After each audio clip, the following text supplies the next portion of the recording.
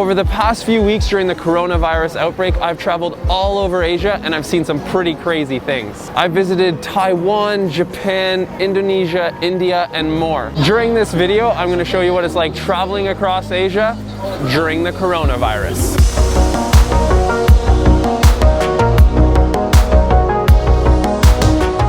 While wearing masks is a lot more common here in Asia than it is in Western countries, it's usually done if someone has a cold or a cough and they're coughing, they put it over their mouth to prevent spreading to others. But now you see it much more commonplace. Nearly everyone has a mask.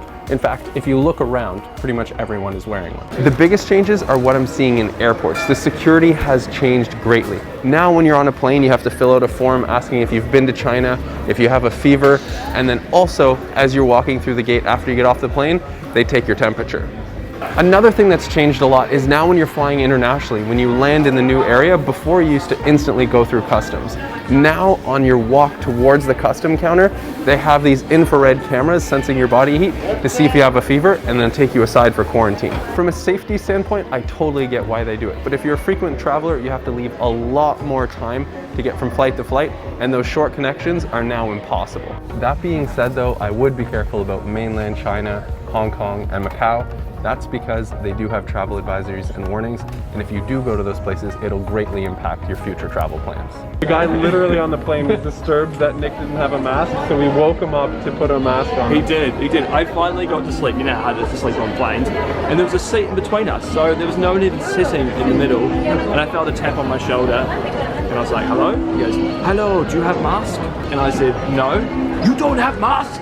So he got up to his, what's that thing above? I'm so tired. Overhead locker. And he goes, his mask. And I had to wear it the whole flight back. It was like 5 hours.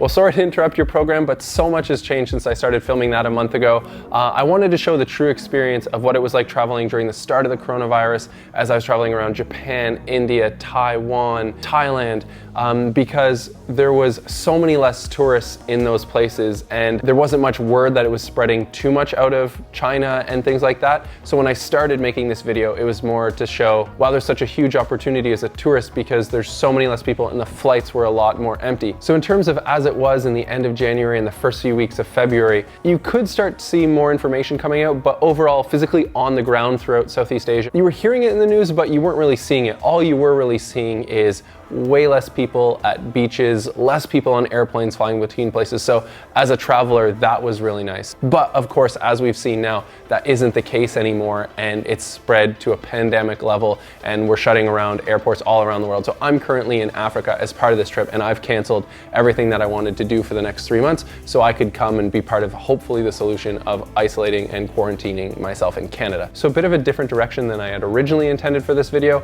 but at the end of the day, you gotta do what you gotta do and what's best for the world. So I thought I'd give you the unique perspective of someone traveling late March as all these airlines are shutting down, countries are closing their borders. I'm gonna be traveling from Africa to Europe and then to Canada. So what I'm gonna do is I'm gonna have that whole journey documented, and that's gonna be next week's video. So make sure you follow along and subscribe at Michael Makes Films if you're new to the channel. Also, I do Instagram stories. So if you wanna see that more like intimate daily vlog feature of what it's actually like at the time, be sure to follow along at the Instagram account as well. But thank you so much for watching, and I hope you're safe at home.